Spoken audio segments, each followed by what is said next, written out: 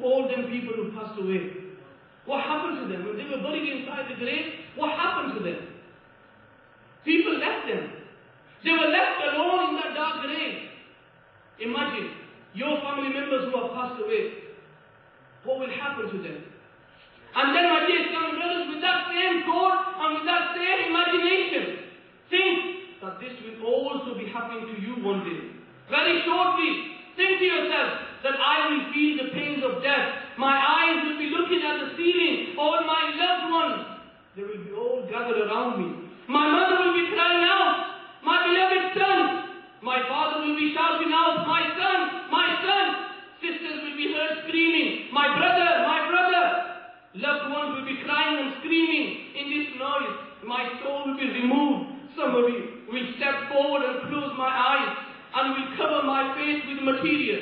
Imagine, close your eyes and imagine that is going to happen to you as well. The ghusal, the person who gives the ghusl, will be called. He will put me on the platform and give me ghusl and then wrap me in the shroud.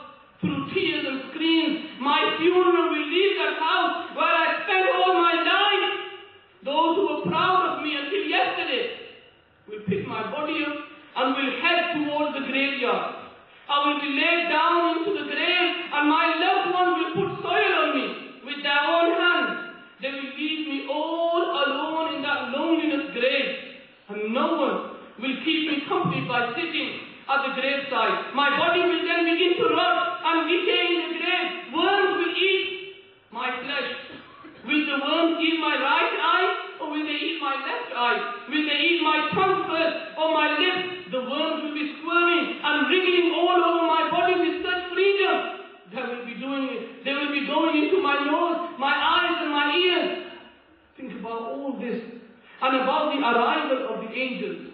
These angels will not come into your grave and just wake you up and ask you questions. It says, the hadith of the Prophet ﷺ, it says that the angels, they will be tearing the earth and they will come into your grave with long teeth. Their hair will be toward near their legs, meaning you will be touching the ground. There will be fire coming out of their eyes. There will be smoke coming out of their nostrils. And these angels, when they come inside your grave, imagine these are those angels that the Prophet ﷺ, he says that if anyone sees Munkar or Nakir inside the world, he will die by looking at them. He will not be able to withstand the fear he will get in his heart by looking at these angels. And my dear Islamic brothers, these angels will come into your grave. You won't have your friends with you. You won't have your parents with you. You won't have anyone with you. It will be you and yourself with these angels. And these angels will not say to you in a beautiful voice. They will say to you in a very, very hard voice, Man Rabbuka? Who is your Lord? And a good Muslim, someone who prepared for his death, someone who feared Allah, and he will reply, Allah is my Rabb. Allahu Rabbi, my Rabb is Allah. Ma dinuka, what is your religion? If that person is a God-fearing person, if he prepared for that time, you need to prepare. How can you go into an exam room without preparing for it? That is an exam room for you. The exam will be asked. There will be 3 questions. The second question will be Ma dinuka. And the person who prepared for his death, he will say, Deen al-Islam. My deen is Islam. And then the Prophet ﷺ's beautiful face will be shown. Or either the Prophet ﷺ, he will come inside the grave and the angels, they will point towards him. And they will ask you, مَا كُنْتَ تَقُولُ فِي حَقِّ هَذَا الرَّجُلِ. What did you used to say about this person? And the person who prepared for that, he will say, he is our Prophet ﷺ. He is the one who taught us about Allah. He is the one who gave us the Quran. My dear Islamic brothers, on the other hand, I'm sorry to say, if we have not prepared, I'm sorry to say that if we have wasted our life, we are 25, 30 years old, if we are the ones who miss our namaz deliberately, we can't wait for Fajr namaz, we can't read our Zuhr Salah because we are busy at work, we can't read Isha namaz because we've got so many other things as well. We can spend the whole night sitting with our friends and chatting all night, but we don't have time to read our Isha namaz. We can spend all night sitting in front of the computer, going on so many stupid websites, but we don't have time to wake up at night and read our tahajjud namaz. It's too hard for us. At that time, what will your answer be? You know what the answer will be? Hayhata, hayhata, la adri. I don't know who this person is. I don't know what is my religion. I don't know who Allah is. These are the questions of the kafir. But imagine, my dear Islamic brothers, these are the answers a kafir will give. But what, my dear Islamic brothers? We are Muslims now. Alhamdulillah, we are Muslims. But the Prophet ﷺ, he says, it all depends how you leave this world. It all depends how you depart from this world. Are you going to leave this world as a Muslim? Or are you going to leave this world, ma'azallah, as a kafir? And there are so many incidents. There are so many waqiyat, stories I can tell you how people are destroying their iman. And this is why the Prophet ﷺ, he said, there will be a time when a person will wake up as a Muslim, he will go to sleep as a kafir. There are times. We were talking to a brother on the Madani Qafila. He says that one of my friends, when we were talking, he had some problems. And then he came to a stage that he even denied the existence of Allah. Does that hadith not fit? You will wake up as a Muslim, you will go to sleep as a kafir. Why are we not learning?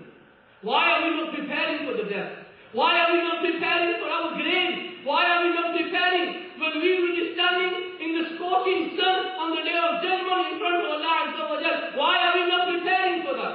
Our time today is all spent in earning the wealth of this world. Saying, Jeeto fikrati, ikke dastas kijiye, maut aayi ke Hazrat, jaan wapas kijiye.